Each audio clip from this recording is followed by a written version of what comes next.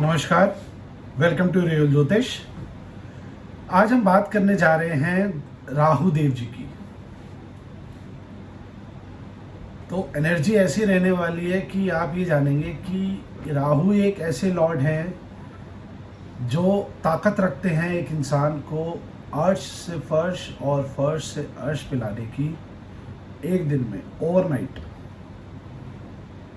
आप ये देखेंगे कि ओवरनाइट राहु एक ऐसे भगवान है जो आपको एकदम रिच बना सकते हैं या एकदम भिखारी बना सकते हैं। अब ये देखेंगे कि राहु देव कब और कैसे और क्या करते हैं और उनकी एनर्जी हमको कैसे यूज करनी चाहिए या उनकी एनर्जी हमारी लाइफ में क्या क्या करवाती है हमसे। ठीक है, देखिए, जब राहु देव जी दशा में एक्टिवेट होते हैं, आपको ये लगता होगा कि राहु देव जो हैं वो हमें दंड देते हैं, बीमारियां देते हैं, बट नहीं। राहु देव जी की दशा में ही एक इंसान अगर लंबे टाइम से ग्रसित है, पीड़ित है, उसकी प्रॉब्लम सॉल्व हो जाती है जैसे ही राहु की दशा शुरू होती है। It is basically a removal of disease. एक श्लोक है, आपको बताऊंगा, वो ऐसे है कि राहु रोग हरणम, राहु रोग हरता है। तो बेसिकली राहु की दशा में ही आप एकदम क्योर हो पाएंगे अगर आपको कोई लंबी डिजीजेस हैं और आपका राहु अफेक्टेड नहीं है और अच्छी पोजीशन में बैठा है। तो अगर किसी की भी राहु की दशा शुरू होने वाली है, आप चेक कीजिए। अगर भगवान न करे आप किसी प्रॉब्लम से ग्रसित हैं या कुछ ऐसा हो रहा है जिससे आप बहुत टाइम से पीड़ित हैं किसी भी डिजीज से लेके, तो आप अब ठीक होने की तरफ आ रहे होंगे। ये सिर्फ एक केतु है जिसकी वजह से आपको डिजीजेज आती हैं। ये तब पॉसिबल है कि जब आप राहु के आगे की सोचने लग जाए। बेसिकली क्या होता है, राहु इल्यूजन है, राहु इल्यूजन का कारक है। जब हम उस माया जाल में फंस जाते हैं ना, तब वो टाइम होता है कि जब राहु हमें बैड रिजल्ट देने लग जाते हैं। अगर हम राहु की एनर्जी वाइजली मैनेज करें तो आप देखेंगे कि आप दिन ब दिन ग्रो करेंगे। अगर आपका राहु अच्छा बैठा है और उसका डिस्पोजिटर भी वेल प्लेस्ड है, एक्सॉल्टेड है, स्वराशि है या अपने मित्र की राशि में बैठा है, तो आप देख सकते हैं कि ये राहु आपका बहुत अच्छा राहु है। अगर राहु उच्च का भी है तब भी आप ये देखेंगे कि ये राहु आपको बहुत अच्छे रिजल्ट दे रहा है। बट आपको अपना विजन बड़ा रखना पड़ेगा और कॉन्क्रीट रखना पड़ेगा। हवा में बातें करने से राहु नेगेटिव रिजल्ट्स देता है। फुल बैकअप प्लान लेके चलना पड़ेगा कि क्या कैसे करें, और एक कॉन्क्रीट प्लान के साथ। अगर हवा दोष में क्या होता है कि जब सारे प्लैनेट्स राहु और केतु के एक्सिस के किसी एक साइड में आ जाए तो वो काल सर्प दोष कहलाता है। काल सर्प दोष बेसिकली होता क्या है, अपनी बाउंड्रीज के आगे नहीं जा पा रहे हैं। अपनी बाउंड्रीज के आगे हम अंदर ही, मतलब एक होता है ना कि हम ये सोचते हैं कि ये मेरा एक दायरा है। जैसे एक कुएं का मेंढक होता है, उसको ये नहीं पता कि सागर क्या कर सकता है, उसको ये नहीं पता एक बड़ी नदी क्या कैसी होती है। वो कुएं का मेंढक कुएं में ही रह के अपने आप को राजा मानता है। तो अगर हम ये सोच रखेंगे तो काल सर्प दोष हमारे लिए बहुत बैडली इफेक्ट करता है। बट अगर हम अपना विजन अच्छा रखेंगे, बड़ा रखेंगे, कुछ बड़ा करने की सोचेंगे, तो काल सर्प दोष हमें परेशान नहीं करता। काल सर्प दोष की पूजा भी होती है, इसके बारे में मैं विस्तार से बात करूंगा आपसे। बट आज हम सिर्फ राहु देव जी के बारे में जानेंगे। देखिए, राहु देव जी हमारे चार्ट में जहां पे भी बैठते हैं वो आपको एक अनलिमिटेड डिजायर्स देते हैं, क्योंकि राहु माया जाल है। तो अगर आप उनको देखेंगे कि सपोज आपका राहु 5th हाउस में है। 5th हाउस क्या है, फेम का है, लव का है, बच्चों का है। तो अगर आपका राहु 5th हाउस में है, आप हमेशा चाहेंगे कि मेरा बहुत बड़ा नाम हो, लोग मुझे जाने। बट ये तभी होगा जब आप उसके प्रति एक बहुत बड़ा विजन लेके चलोगे।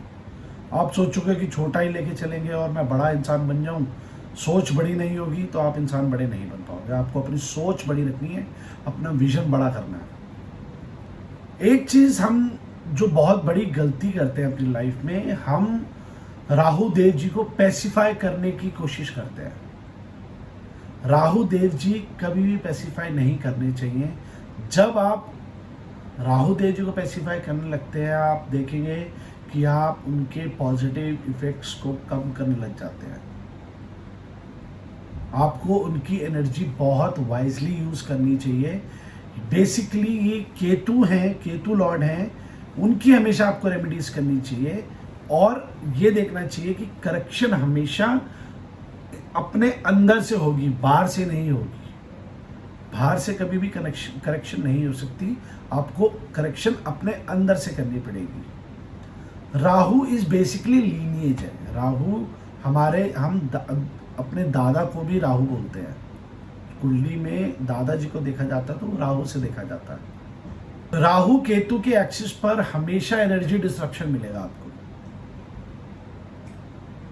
जो जिस भी एक्सिस पे बैठे हैं, सेकंड एट एक्सिस होगा तो आप देखोगे फैमिली में इश्यूज, मॉनेटरी इश्यूज और इन लॉज में प्रॉब्लम होगी। आप ये देखेंगे सेकंड और 8 अपना घर और अपने स्पाउस का घर, आपको इन दोनों घरों में दिक्कतें दिखेंगी। राहु की दशा में इंसान फैलता है। फैलता क्यों है? क्योंकि वो इल्यूजन में आया होता है। अगर 4th हाउस में राहु है तो हमेशा ये ध्यान देना कि वो हमेशा गाड़ियों, बड़ी गाड़ी के पीछे भागेगा। मेरे को बड़ा घर चाहिए, उसको अचानक अपना घर छोटा लगने लग जाएगा।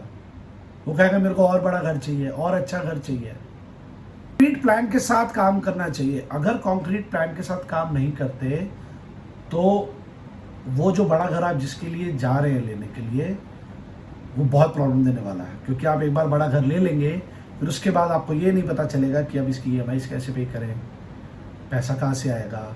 गाड़ी बड़ी ले ली, अब अफोर्डेबिलिटी इश्यूज आ रहे हैं, कैसे पे करेंगे, ये सारे इश्यूज आएंगे। ऐसे ही आपको एक कॉन्क्रीट प्लान भी लेके चलना चाहिए कि इसका बेस क्या होगा, कितना हमारे पास बजट है, हम इतना बजट इस गाड़ी में या इस घर पे हम डाल सकते हैं ताकि आगे जाके हमें इश्यूज ना आए। जब राहु देव जी की दशा चलती है तो आप ये देखेंगे कि इंसान क्लाउन की तरह एक्ट करता है, मतलब मस्करे की तरह एक्ट करता है। जब भी राहु देव जी की दशा शुरू होगी, अगर जिनका राहु देव जी मरकरी के घरों में है, मतलब मरकरी की राशि में है या मरकरी के घरों में है, 3 या 6 में, तो आप ये देखेंगे कि वो हद से ज़्यादा मुंहफट हो जाएंगे, हद से ज़्यादा आउटस्पोकन हो जाएंगे। लाइक अगर दूसरे वर्ड में बोला जाए तो बदतमीजी आ जाएगी, ह्यूमर अच्छा हो जाएगा, बहुत अच्छा ह्यूमर हो जाता है, सरकाज़म बहुत अच्छा देते हैं ये, और प्रोमिनेंटली ये राहु और मरकरी का कंजंक्शन साबित होता है क्योंकि राहु मरकरी में उच्च के होते हैं। और अगर किसी का राहु आप देखेंगे, अगर आप चेक करें अपने चार्ट में, अगर आपका राहु मरकरी से लिंक कर रहा है, उच्च का है या वर्गों से है, वर्गों में है, तो आप चेक कीजिए कि आपकी बुआ जी का क्या हाल है। आपको अपना पता चल जाएगा कि आपका राहु कैसा रिजल्ट दे रहा।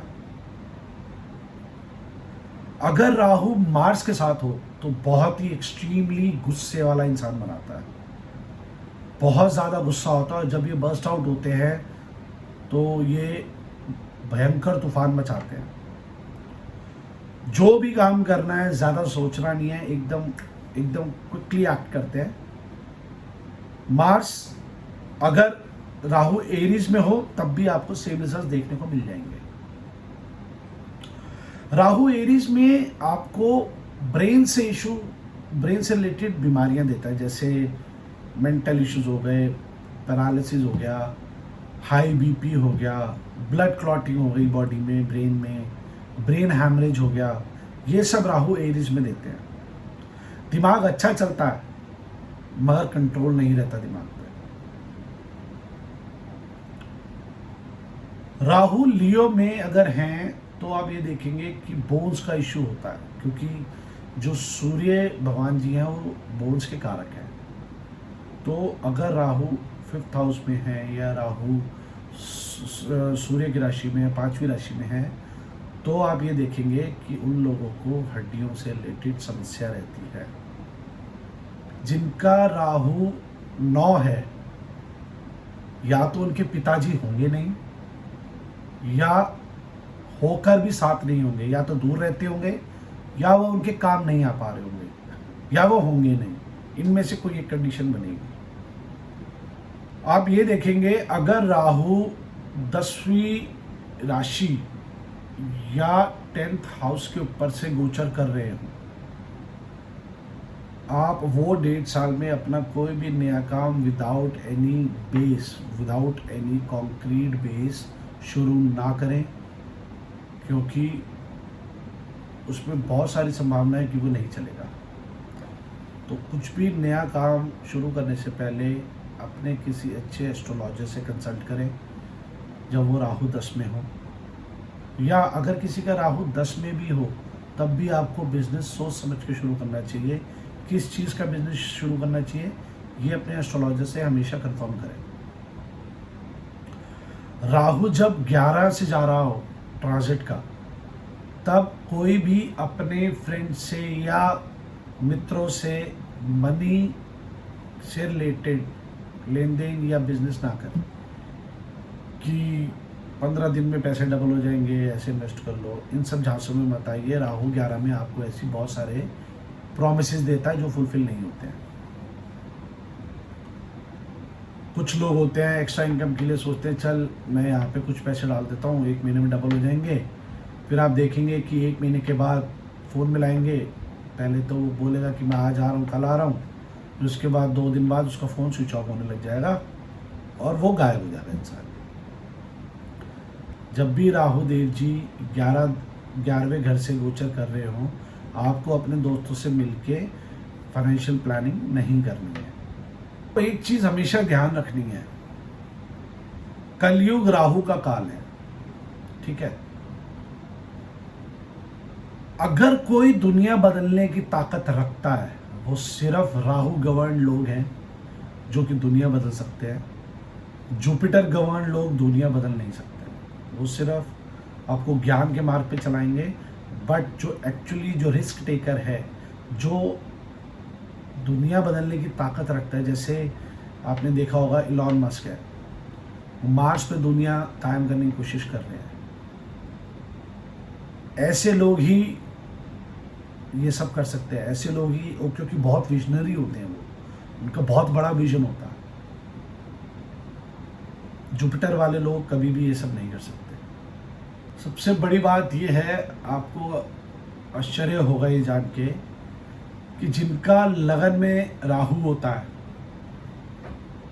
वो लोग इस दुनिया में जबरदस्ती आते हैं, अनवांटेड चाइल्ड होते हैं वो,